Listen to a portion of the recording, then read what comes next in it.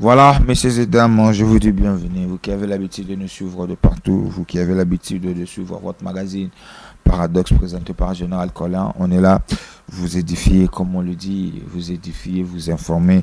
C'est ça notre élite, notre objectif. Nous sommes là que pour ça. En tout cas, ça nous fait énormément plaisir de vous savoir très nombreux en train de nous capter en ces moments. Voilà, vous le savez bien que nous sommes toujours accompagnés par un invité. Et mon invité d'aujourd'hui n'est pas quelqu'un à présenter, c'est un habitué de cette magazine. Mais pour lui, aujourd'hui, nous allons essayer de parler sur quelque chose aussi important et nous allons tirer cela dans la Bible. Voilà, nous sommes dans le livre de 1 Corinthiens D14, c'est notre sujet de base, bien sûr. Nous allons parler sur l'homme animal ne reçoit pas les choses de l'esprit de Dieu, car elles sont une folie pour lui et il ne peut le connaître parce que c'est spirituellement qu'on agit. Voilà, c'est ça notre sujet de base. Qui homme animal que la Bible détermine ici, que la Bible explique. Alors mon invité d'aujourd'hui, il s'agit de Nzunga Bonganga qui va nous démontrer qui sont homme animal. Est-ce que les enseignements des transformés homme animal? Est-ce que ça vanité ou s'attacher nango yango ko pousser biso ko zala et zo pousser homme animal?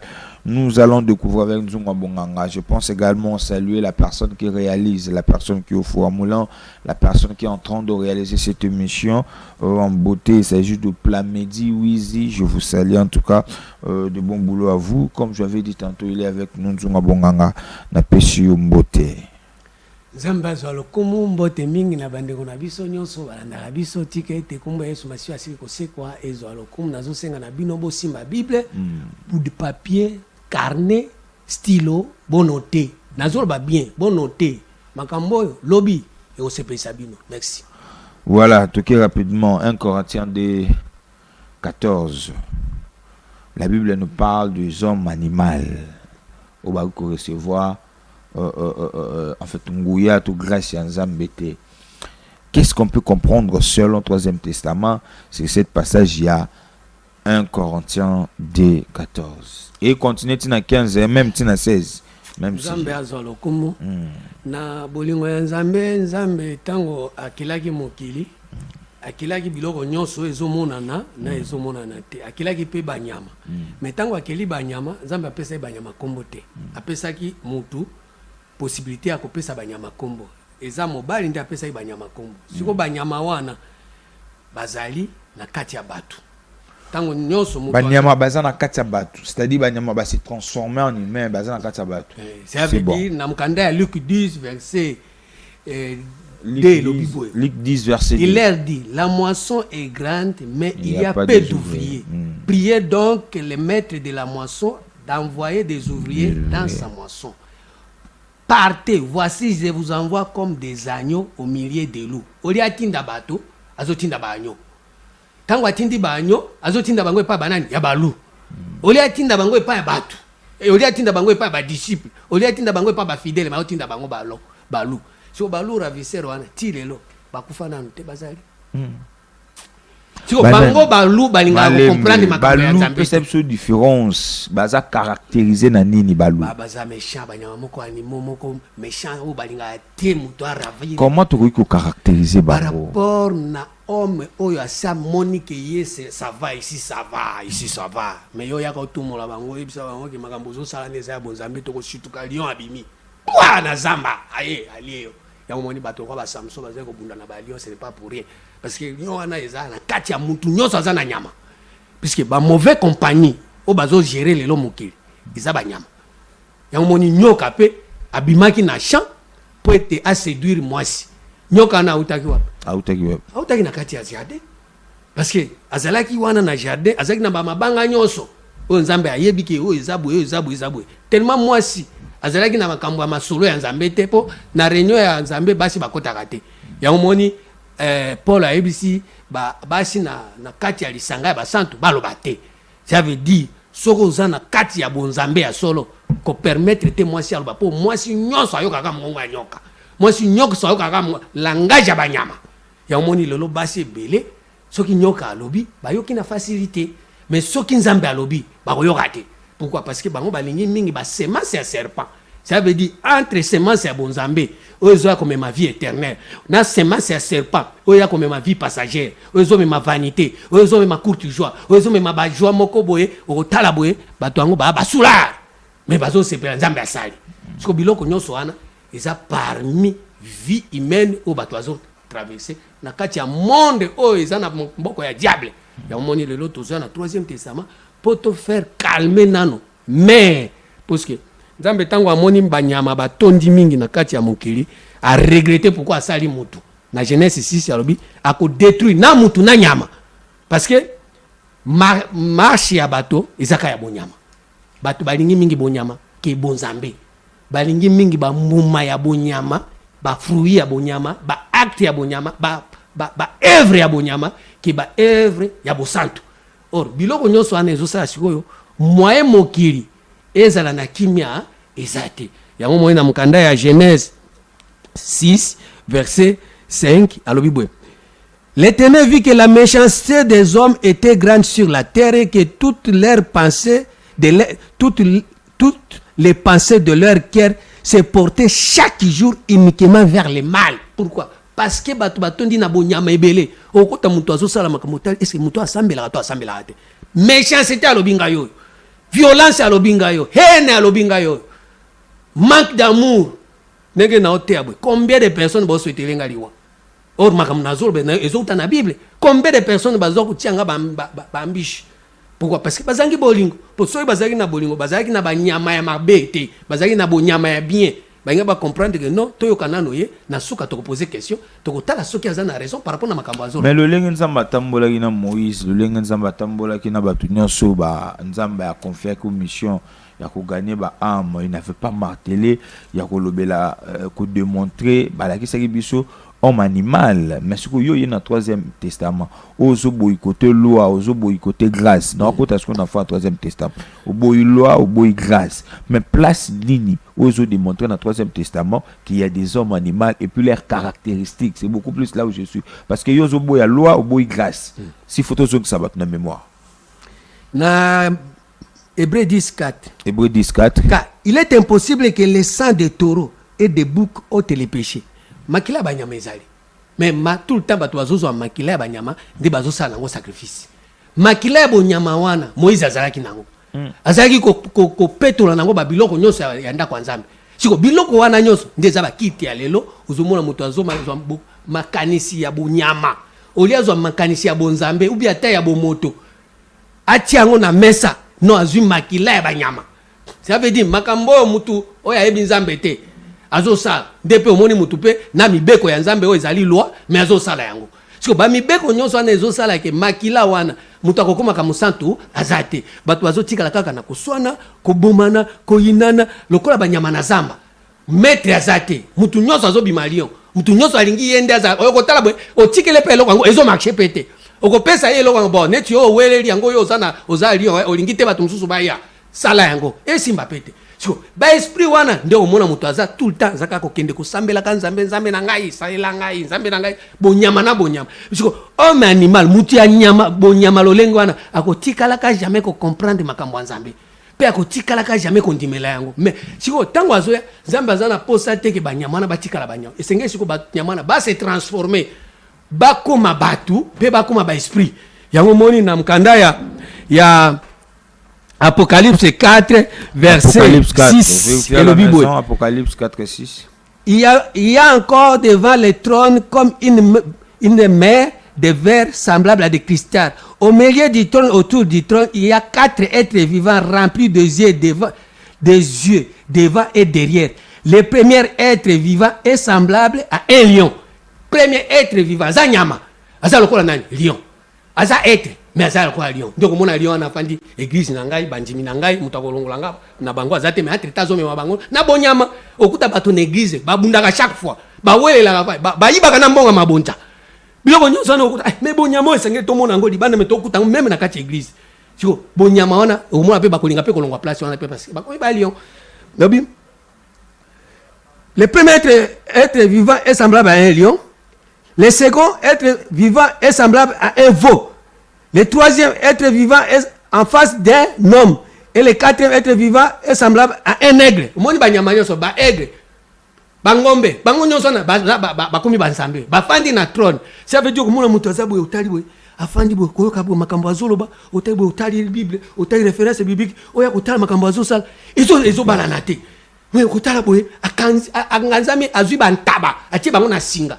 Akangi bango balo yakana mulai ya singa. Moi ba pénétrer penser na bango na makambo ya éternité ezate basuki kaka wana ezalaka boye pana biso ezaboye bonyama na bonyama siko biloko nyonso wana ezosala ke nzambe moi ba yoka ye ezate mais soko ye na kingombe wana oye na aigle ozo pousser ba penser moko ya vanité parce que bango pe ba poussaka penser au mona zo raisonner makambo otala boye o eza makambo nzo kande otala boye eza aigle apumbwisi kama makanisi apamba mais bonzambe eza na kati te yango moni trône wana sikoyo ba 4 êtres vivants bazui trône moi susu bato bayoka nzambe ezate siko bango pe balingi te nzambe a gérer bango balingi pepe mantaba na ba meme na ba cheval ba mpundo bango ba matelaka baye banzambe yango moni so tangi na bible omona ke ba punda musuta ba mona ki ba ange ba kwensaki bato ba matelaka bango ou même abiso bena likolo en fait non ko saisir yote de nous auto comprendre olobi ba punda ba ange ne ba kwesaka ngondo lobi tango punda komona ange ndako sala ke cavalier longo. Mais si nous revenons dans la Bible, il y a beaucoup plus de place à l'homme animal. Mais nous sur explication sur Pesabiso et sur concordité dans qui est l'homme animal. Oui, le vrai que même qui Salomon nous avait prévenu, Salomon le bail vanité de vanité, tout est vanité, va s'attacher dans biomatériel. Mais moi je parle de la parole qui sauve. Quel est le message au bateau Zambazo a destiné bango pour le royaume des cieux à travers le message aux anangos du Troisième Testament. C'est-à-dire Nazara na tout ya Troisième Testament aux lobela. Ecclésiaste 3 verset 18. Ecclésiaste 3 18. J'ai dit à mon cœur au sujet des fils de l'homme que Dieu les prouverait, que eux-mêmes verraient qu'ils ne sont que des bêtes. Wow. Nzamba ko prouver mutu na mutu par rapport na msala zosala. Par rapport à la pratique à ça, à un moment qui a nyama, puisque Betouane est par rapport à la pratique. Zamba a prouvé mon amour par rapport à la acte. Alors bibo, acte nini, Zamba a prouvé. Car les sorts des fils de l'homme et celui de la bête sont pour eux un même sort. Comme mère l'un, ainsi mère l'autre. Ils sont tous un même souffle et la supériorité de l'homme sur les bêtes est nulle. Car tous est vanité. Ça veut dire supériorité. Na nyama, na mutu. Bazandenge moko. Ba pema moko. Bazana souffle moko. Souffle nini? Oyo utake pa nyoka. Po tango nyoka kangi bango miso ya bonzambe ya fungoli bango miso ya bomoto. Apesi bango pe souffle ya bomoto. Ba banda ko pema lokola bato. Ba être, baza ba esprit. S'il est des êtres qui sont appelés Dieu, baza ba être. Ba 4 êtres vivants, baza na face ya bonyama. Christ a levé Pierre, si toi Pierre je bâtirai mon église. Si toi Pierre, je bâtirai mon église. Donc toujours comprendre que l'église est ça mon bimba ya moto. Mais est-ce que l'église est déjà détruite par rapport à un message? Comment va se racheter ou comment va s'échapper bien sûr dans châtiment en Zambie? N'a pas comprendre une question là. Christ a lobby na Pierre, toi Pierre, c'est toi Pierre, et sur toi je bâtirai mon église. Donc toujours comprendre que moto à sa église. Mais est-ce que le même moto à sa église a déjà Yakobeba? Comment il peut s'échapper dans le châtiment à Nzambe à cause de la destruction de la Katina? Je ne vois pas le bâtiment. Il y a un troisième testament. Ah, Nzambe Sungame. Limo. Tant que le troisième testament, ils ont pu échapper. Bazala isusubile ya nyoka te. Bazala ba poussière te. Batonge su ndaku na bango na zelo te, na putulu te, na bandele te, na babaya te. Batonga bandaku na bango likolo ya babanga.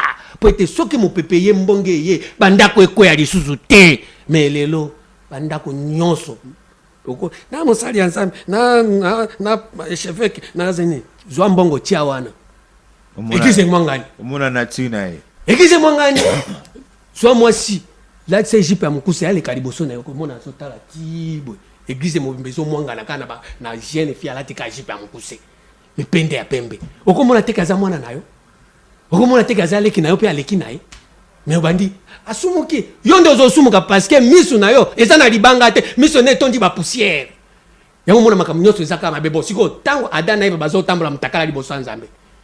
Pourquoi nzambe azo condamner bango te ke basali liso? Pourquoi? Parce que misu ya komona biloko ya masumu ya polele ya nzoto eza ya kofungwama mais miso ya komona biloko ya nzambe ya kobombana ekangama ya omoni makambo nyonso ya polele ekomi lisumu oro okutana mboka mosusu bilamba eza te bato balati bilamba kokatana omoni bilamba moko boye kote oyo ya se eza lisusu te si babedi bato nyonso wana bamasumuki moto azosukola na piscine amusumuki so basumu ekomi makambo ya apparence or na kati ya mitema kuna basi basumukaki kala ya omoni sikoyo ndenge tozoya boye esengeli bonyama sikoyo elongwa mpo bomoteza mpo bible elobi bien en réalité dans l'homme c'est l'esprit le souffle est tout puissant qui donne l'intelligence or na esprit so eza na souffle eza na intelligence même ate eloko libanda boye kotala pourquoi basali boye tantôt mboka bazali moi eleki température eza soki 40 combien il faut balata babilamba ya pepele isa basumuki te mais awe pa na biso na Kinshasa so moi eleki muto ameki ka kolata moi elamba moko boye asumuki. C'est que là, tu condamner le message prêché au hôtel et le Jésus, tu condamner, tu mettre en à côté parce que va représenter biso vanité. Mais est-ce que ceux qui vont représenter biso vanité, c'est que tu as depuis à l'époque d'Abraham, Jésus a lobby avant qu'Abraham azalanga nazali. Ce message yo, ils a caractérisé na matériel, le mapang mituka, ils ont impartité to Jésus t'a favorisé batu et non batu baluka bokonza likolo. Problème ezani tango Jésus est moko aye. Akanisaki ke aye kolongola masumu akanisaki akanisaki aye kolongola masumu ndenge Jean témoignaki voici l'agneau qui ôte les péchés du monde. Jean ta susu est-ce que ça y est to ça y était a tie confusion ça veut dire Jésus a muta ba confusion c'est autant ambrier bango atali ya oki kolongola masumu te oki ko convaincre bato te nde alobi ke il faut ya kende mususu aya oyo akoya na esprit de vérité po ye moko azalaki na esprit de vérité azalaki na esprit d'erreur or esprit d'erreur eza par rapport na biloko ya apparence biloko ya vanité. Dieu ne considère pas ce que l'homme considère ce qui frappe les yeux mais Dieu regarde au cœur. Or makambo ya Jésus ya motema mutu ata moko ayebi yango azali mais ceux qui mutu ayebi yango te c'est que ton existence to mission na sur la terre ceux qui ata mutu ayebi yango te c'est que mission à Jésus sur la terre ils ont un impact bon ils ont un impact par rapport batu déjà bazalaki libanda ya Jésus par rapport na Adam. Okay. Adam déjà c'est abebisi batu ye Jésus susu ya Yesu abungisi bango plus sikoyo nde senge sikoyo na ndenge ya zawane foko boma ye tango akosekwa nde makambo ya sika yango moni na Luc 24 tango Christ asekwi abandi susu kolobela bato makambo ya création na ebandeli azongeli à zéro Matthieu ezongi à zéro Christ na résurrection nde abandi koteya bato makambo ya création na Genèse 1 Luc 24 verset 26 bo verifiaka na Bible. Allez-y. Bo verifiaka na Bible tango nazoloba makambo bino pe bo verifiaka bino bo mesani ka kofinga ngai komona ngao na zandoki ndoki yango ezota na Bible elobi boye 26. Ne fallait-il pas que le Christ souffrisse ces choses qu'il entre dans sa gloire, à commencer par Moïse et par tous les prophètes, il leur expliquait dans toutes les Écritures ce qui les concerne. Abandi déjà depuis Moïse, puisque Moïse est dans Genèse 1. Au commencement, Dieu créa les cieux et la terre. Jésus Christ a bandi ko expliquer Jésus te Christ. Puisque Christ il faut akota na gloire na ye. Makambo ya Genèse 1 wana. Il faut bakota na gloire nango. Ce n'est pas pour rien Zamba bandaki na Genèse 1 eza fungola. Fungola ya lola. Soki Genèse 1 oyebi yango te tokotanga ka Genèse 1 wana. To sali séminaire à un mois. Na Genèse 1. Au commencement Dieu créa les cieux et la terre. To fandika ka wana point. Séminaire à un mois. Soko o comprendre yango te. O tika pe o comprendre Nzambe te. Mais biloko wana Christ nda expliquer mais Jésus akolobela yango na parabole. Moïse akolobela yango na voile. Ba prophète bakolala kutu pongi babandi kolota bandoto mais clarté ya makambo wana bayibi yango te yango moni siko création ezoze la révélation.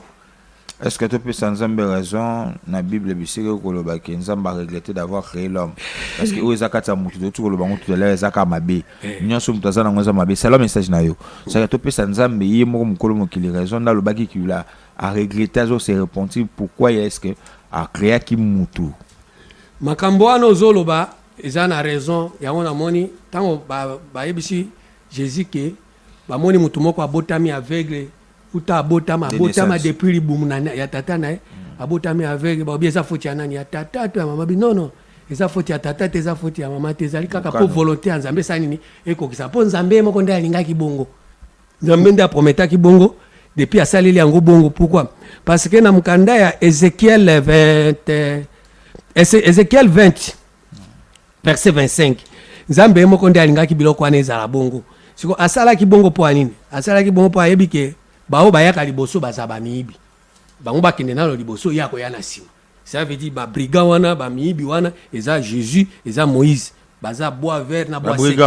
Ba brigand. Yango tango bango baye basali makambo na bango, tango babomi bango nde Christ aye na nsima, abandi ko révéler makambo wana à partir ya Christ.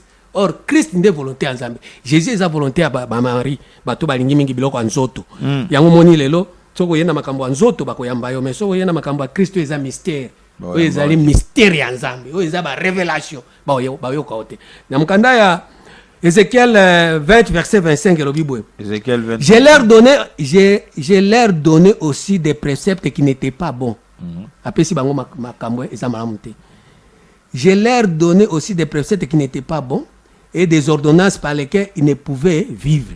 Je les souillais par leur offrande quand ils faisaient passer par le feu toutes leurs premiers-nés. Bazi bana na bango. Neti Maria botaki mwana na ye komo na Jésus. Bazi bana na bango nde bazo lekisa bango na hotel bazo tumbela bango mbeka. Ça veut dire mutu azolo ba makamu na ye classe na ye atanga ba pasi na ye amona po afungola l'église ba séminaire ya sala pasi wana nde komi mateya.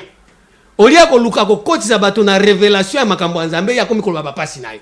Siko ba biloko wana nde za ba bana ya mutu na mutazana na ba difficulté na ye alekaka na nzela ya Nzambe. Siko olia ko présenter ba difficulté na yo ba pasi na yo ndenge obota onyokwama ba nini ba nyokola yo ba nini na ofra na hotel. Ozo Alexander bana na yo mbeka na kati ya hotel ya Nzambe ozo tumba moto po bana na yo ba yebana. Mais mwana ya Nzambe fils unique azo yebana te. Yango moni lelo tozolo babwe. Mutu na mutu azolo makambo na ye na télévision, na radio, na église, bato ya maboko, ya lubi makambo ya mwasi na ye, bana na ye, ndenge nini bambongo na ye, mbandako na ye. Malheureusement biloko wana na kati kuna mwana Nzambe azati. Yango ba précepte wana Nzambe azosala na eya liboso. Tango bato bakolemba na bana na bango, nde bakoluka sikoyo Nzambe na verset 39 le Bible. Et vous maison d'Israël quand Ézéchiel 20 verset 29.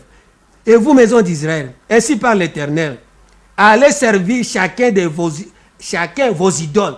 Mais après cela, vous m'écouterez et vous ne profanerez plus mon saint nom.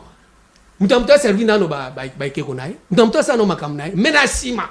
Boko yako yoka ngai. Po Nzambe alinga batu baya nano basa nano buzoba tambo ko lemba. Boko mi na Edom. Boko mi ba Ezau. Ndabibo. Sikoyo. Ngana bandi. Ya banda libosote. Atika na charnel ya liboso spirituel ya nasi. C'est grave. Nzunga bonganga nazara na yo. Ba préciser biso ba l'homme animal, ba homme animal ou tu hôtel c'est biso. Ba kufa kaloko ndenge muto azokufa ndenge nyama azokufa. Ba kufa. Bazana même souffle. Nini sala kia kufa de même manière ou de même le lengue na nyama. Et ça à cause de l'ignorance to ba rejeter message envoyé par ces parce que bazana ministère de la mort. Ministère de la mort existe. Bazana 2 Corinthiens 3. 2 Corinthiens 3, vérifiez à la maison. 7. 2 Corinthiens 3, 7. Bato balingi ministère wana mingi. Izana makambo kukufa na kati. Or si le ministère de la mort gravé avec des lettres, ezaba ba écriture. Balingi ka batanga écriture basuki na bangwana. Olia okota na révélation basuki balingi révélation. Bazana mystère de la mort. Bazaka. Yango le but que la lettre que tu me l'esprit vérifie. Yango ashiko bato balingi ka écriture bazo tanga livre Bible quoi journal. So tango bakotanga Bible lokola journal ba petit histoire yo po yambi histoire yeso abotamaka na ngonga wana na la zero malembe elo mo ngebima ekima ngai yo ozote biso Bible bato bazondimela Bible na ebite sozo la nanga bena bien bato bondimana Bible Nzamba lobi dans Josué que c'est livre de la loi patati patata que Dieu avait expliqué mais ce qui tout tali na Bible au lobby que bato ba kufa po ba boyi kondima vérité mais surtout tel na Bible place ya message oyo nango 3e testament na 4e Bible ezate ça surtout ndimi Bible carrément to rejeter message na 3e testament to message 3e testament eza conformité na oyo ba apôtre to na oyo ancien to nouveau testament ezalaki yango za différent. Jean 21 verset 24. C'est ce qui est c'est ses disciples qui rendent témoignage de ces choses et qui les a écrits. Et nous savons que son témoignage est vrai. Jésus a fait encore beaucoup d'autres choses. Si on l'écrivait en détail, je ne pense pas que le monde même pu le contenir, les livres qu'on écrivait. Yesu asalaki makambo mosusu soki bakomi yango na détail soki bazwi livre wana babwaki yango na monde ya baespace nyonso ekoka kocontenir yango te. Mais Jésus asalaki makambo ya bakokoma yango te mpo soki bakomi baye kobwaka yango na monde awa na Afrique bazwi balivre wana babwaki boye balivre eleki ebele siko makambo wana nde makambo oyo Jésus asalaki me bato bayebi yango te me asalaki eza na kambu siko makambo wana esengeli otanga livre oyo Nzambe asalaki Yesu asalaki kote mususu me komama te mais siko makambo wana nde troisième testament be bato bayebi yango te me ezali na verset allez-y 20 Jean 20 verset 30 à 31. Jésus a fait encore en présence de ses disciples beaucoup d'autres miracles qui ne sont pas écrits dans ces livres. C'est un miracle que Jésus a salaki et pas à Paul, ma disciple, il y a Jésus. Mais Paul a tambola na Jésus, a appelé disciple à Jésus. Mais lui, il fit ravi jusqu'au 3e ciel, jusqu'au 3e testament. Et si quand yo kabilo koyo, ba disciple boko yo kate, atuni bango avez-vous? Il est Saint-Esprit lorsque vous avez écrit. Nous n'avons pas entendu parler du Saint-Esprit. Acte 19, verset 1 à 2. Tout ce qui est or, ce qu'on matin esprit, na nenge Saint-Esprit, okoyoka makamu mususu, koleka batu nyoso bazana Saint-Esprit. Or, Saint-Esprit, ça, chokobondoro, chikoborote, yangote. Et sa puissance, et sa force, oye permettre à Kamuta se débarrasser na Moïse. Et oye permettre à Kamuta se débarrasser na Jésus. Il y a un moment tango, Judas. Saint-Esprit côté là qui a télégué Jésus a raison parce que Jésus a Dieu là j'en ai plus soin a télégué Jésus a raison raison parce que tant qu'il y a comme une force comme une puissance que makamunyo so Jésus a zopesa ye qu'est-ce a zopesa ye ba richesse so Jésus a zopesa ye eza biloko vanité a se débarrasser na biloko wana andimi comment na biloko wana nyoso pamba Paul persela qui a Philippiens 3 okay. Verset 8. Philippiens 3, verset 8. Tant que yo zoko se débarrasser na Moïse, tant que zo soko se débarrasser na Jésus, Satan na muto kumba yo. Philippiens 3, verset 7. Mais ces choses qui étaient pour moi des gains, je les regardais comme une perte à cause de Christ, pas à cause de Jésus, pas à cause de Moïse. Pas à cause des prophètes, pas à cause des ancêtres, pas à cause de l'argent, pas à cause des biens matériels, mais à cause de Christ.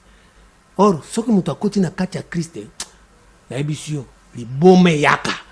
Mais qui pasteur a zomé ma biso. Pourquoi asundo l'église? Asundo l'église n'a raison. Puisque a zokumba batu nanzela malamu te à comprendre que makambo na osa na wako talifele mais bona tika na nga bandimi ya bato bakende koluka nzunga bonganga babanda makambo ya sika comme ça ngana za epanye na milimo na za konyokolo bato ya ndengwana baza bato ya pamba te bandima kaliwa balinga ko se déstabiliser pour bazwa yo kanisi mutu soki atiki église ba yebisi bato makambo ya bosolo lobi soki epe ayebi vérité azongeli vérité nzamba komona ete akomona babiloko ndengwa nde Saula salaki Saula se convertir liboso azali ko détruire mais tant à comprendre makambo nzambe comme instrument nzambe nzambe ayokelaki ye mawa ye pe ayoki mawa makambo oyo ngai pe na ndimaki tango na sosolaki mais siko bato alingi ko sosola mais atikala kaka na Jésus alingi kaka Jésus azalaka wana nzambe sala entre tabaza na kati ya ignorance nzambe sala entre tabaza na kati ya ténèbres nzambe sala makati molili bolingo ezate kimia ezate esengo ezate makambo ezo avancer te bandimi basaka kana chaque jour basaka basala piscine batia mai na bango ya piscine o bato soki a sauter wana abiki kama mokolo moko lobi pe malade mususu yi mais biloko nyonso wana Judas a compris que ango binanga ofande suna piscine te yeba muto azali ko fanda na piscine tango Jésus ayaki ko yebisa ye lève-toi prends ton lit et marche est-ce que abokaki na piscine te ba disciples notamment Pierre alobi atamboli na Jésus je crois que c'était Pierre ou Jean je crois entre les deux peut-être que échappé ngamuki ba zotambola na Jésus moko tuni alobi montre-nous le Père, cela nous suffit. C'était Philippe, voilà, Philippe. montre-nous le Père, cela nous suffit. En même temps, le même Philippe va Jésus. Tout le barrage, doute il y a au Jésus, au Aïgina Mukili, Bitso Aïgina Mukili, même les disciples, côté qui ont doute, ce n'est pas lui le vrai Dieu. Mais ce qui quelque part, au monde, il y a tel ça comment est-ce que Zanzambe Mukili na sena mabele. Est-ce que ça problème? Il y a ba oh ba on m'a bazagina Jésus, de va comprendre qui te que yende Nzambe to yende mutaza na clé ya sali. To eza ignorance ya troisième testament où ils décrit réellement que Christ n'est pas Dieu. Problème mes amis, Jésus est mon quoi zo epsa bango na Jean 16 verset 25. Je vous ai dit ces choses en parabole. L'heure vient où je ne vous parlerai plus en parabole, mais où je vous parlerai ouvertement du Père. Ça veut dire que nous sommes basés sur Jésus. Bazolo ka na ndenge ya masese. Elo na banda sala. Kangami na makasese. Ye moko ayebi ke nazolo bela bango na sese. Nazolo bela bango sambole. Nazolo bela bango ba ombre. Batika ka ndenge wana. Mais tango siko ngonga na ye ya kolekisa ye. Bolekisi ye akufi. Tango akoya siko na tant que Christ. Ndao bande siko ba suma kama masese. Wana akoya lokola troisième testament. Lorsqu'il a introduit de nouveau son fils dans le monde, il dit que tous les anges là, donc ça veut dire aux amateurs, kimbangiste, témoins de Jéhovah, catholiques, il y a réveil. So yoki makambolo. Ah bon, ce qu'on a dans nation, on va s'embêter à Jésus. Dans la nation, oh, bandi maranzam bete comme être vivant, bandi maranzam à travers Bilembo, à travers Bassine, à travers Bikeko. Pour na bango sort na bango zanine. Bon, na bonzambe a solo bato basambela raté bazaku tout bien par rapport na bato basambela. Bato basambela baza bien, baza vierge. Bato ba vierge. Bato basambela raté baza vierge. Bon basambela te baza vierge. Moyen ko kuta bango ngai na zabwe baza biloko wana te. Mais le ndenge tozolo ba troisième testament. Bato ndenge baza vierge boy. Mbala moko soki lilobo ekoti bango, ba kota mbala moko na royaume. Bango babenga bango ba violent.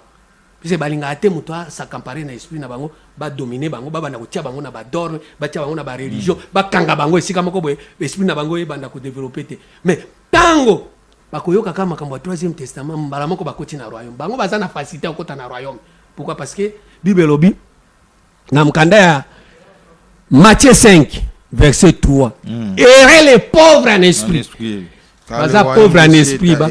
Moi na tozabwe na kokotaka na ba église koyoka ba maté ya mbilinga c'est compliqué bato ba komi riche en esprit. Moi siko ba so solanzambe malamu ezate puisque soki yo lobi ya bimise le verset mso c'est ignorance atie wana. Et puis afandeli wana comme incrédule. Na mkanda ya Matthieu 5 verset 3 elobi Matthieu 5 verset 3. Errez les pauvres en esprit quand le royaume des cieux est à eux.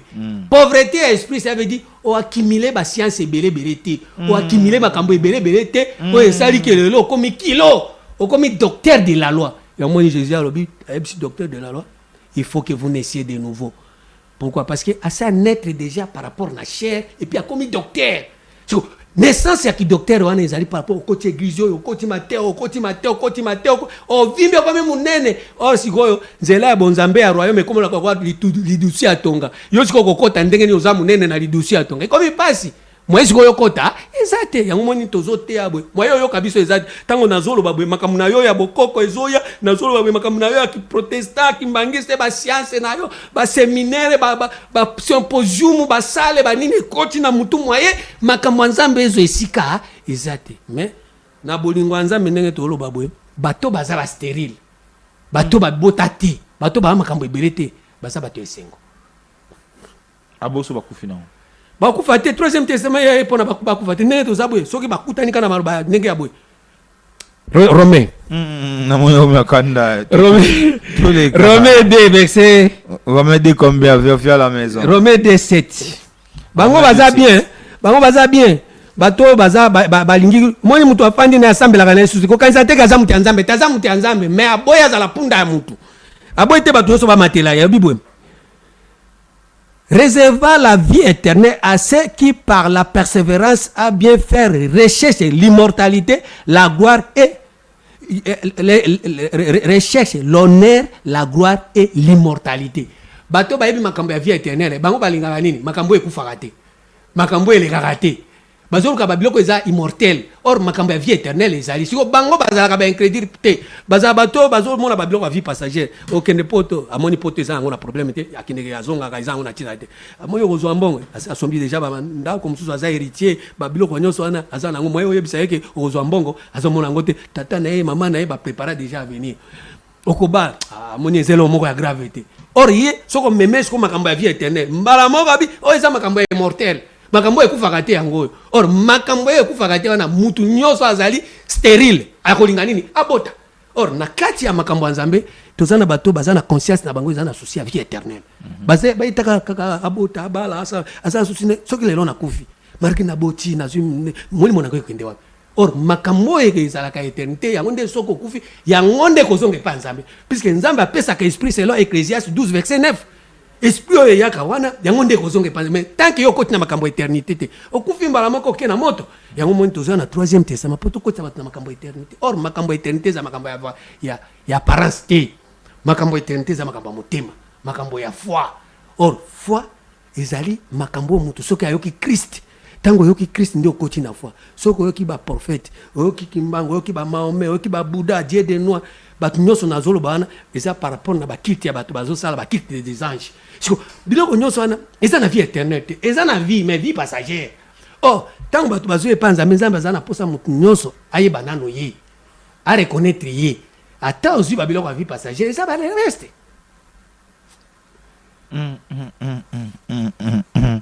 Nzungwa bonganga Nzambe asunga milimo Nzambe asunga milimo Nzambe asunga milimo Lelo matina wodi voilà évolution na habité to kinde malembe ikokelo kende nzunga bonganga siko lelo actuellement nini yango o mutu akoki kosala po na enlèvement to na bokonzi na likolo arata yango te parce que pesi biso exemple belé pour mutu azala a quitter des hommes animal akoma na homme spirituel pour a gagner royaume de chiffres face à la nini na mon question Job question relianga te ba Bible ezo répondre na nyonso ba question nyonso reposer zalia et là ekolianga soki bimia ezawa te to les gars Job 28 verset 12 mais la sagesse où se trouve-t-elle où est le demeure de l'intelligence l'homme n'en connaît pas les prix elle ne se trouve pas dans la terre des vivants et c'est que je crois que sagesse mais sagesse ezawa na terre na mabele o bato bazana bon moy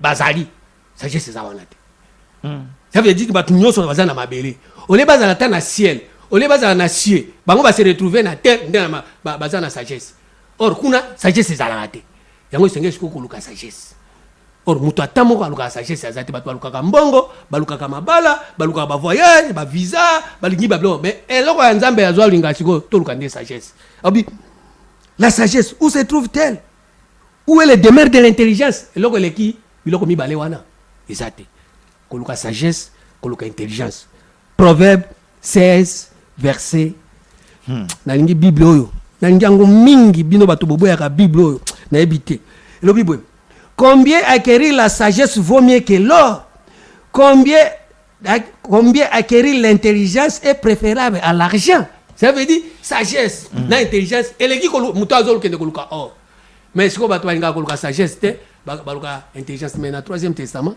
tozo ya poto la kisabato sikani sagesse ezali sikani intelligence ezali tola kisabango ezali toza na fungola nango isika ezali place bombani Proverbe 3 allez-y Proverbe 3 lelo ba verset zo ina na prometa yo lelo na fungola 13 Heureux l'homme qui a trouvé la sagesse et l'homme qui possède l'intelligence. Au moins, il y a quelqu'un qui n'a pas zimbang, il y a quelqu'un qui n'a pas fait de mariage, il y a quelqu'un qui n'a pas fait l'anniversaire. Mais il qui a Moutou a trouvé nini sagesse.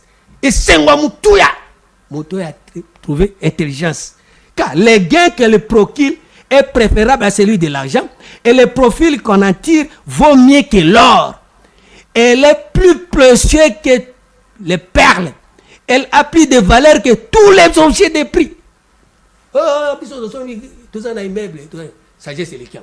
Oh, biso to tongi bandako, sagesse le kiam. Oh, biso to somi ba hectare, sagesse le kiam. So biloko wana nyoso, mutata moko alukaka sagesse, asate. Or, na minute. Mais on a vu Salomon qui avait la sagesse, mais la sagesse n'est fin de compte, c'est serva qui n'est l'eau. Tu as la sagesse, tu es servi, mais tu n'es l'eau côté. Yango moni tango Salomon a vu basi belé o baninga nanga ba passer baninga pe bazwa basi belé. Basi wana ba bungi sakaba mibali nzela. Basi wana ba bungi sa Salomon ba ke ko memaye na banzambe ya ba paya. Yango moni lelo ba te belé bazolinga basi wana oleba mema bango batika fidèle pa nzambe bazobungisa bango nzela nzambe na mukanda ya 1 roi 11 verset 4. 1 roi 11 verset 4.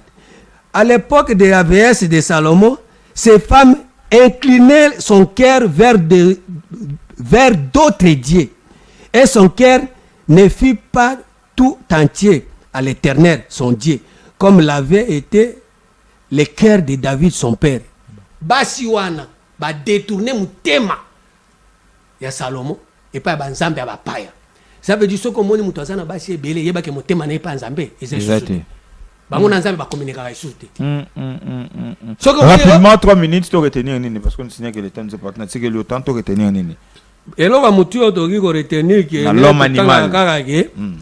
Nzambe na se ata oyo azali susu na posa ya batu nyama te azape na posa ya mutu te. Oh, azali na posa nani? Azali na suku comme obligation posa mutu nyama te azali na posa ya mutu te. Albi bon. Lesquels des hommes en effet connaît les choses de l'homme si ce n'est l'esprit de l'homme qui est en lui. De même personne ne connaît les choses de Dieu si ce n'est l'esprit de Dieu. Tous on a des esprits, l'esprit de l'homme na esprit de Dieu. Or, ba homme animal pe bazali. Mutu azali na esprit ya bonyama. Mais la minute on va travailler tout na travailler sur na bateau bazan esprit ya bonyama te ako travailler sur na bateau bazan esprit ya bomoto te mais travailler na bandeke monsieur Sylvie travailler na bandeke très prochainement nous allons parler de ça on va finir le gros bébé ça on travaille na moto te on travaille na homme animal te on travaille na bandeke. C'est moi qui appelle de l'Orient un oiseau de proie, d'une terre lointaine un homme pour accomplir mes desseins.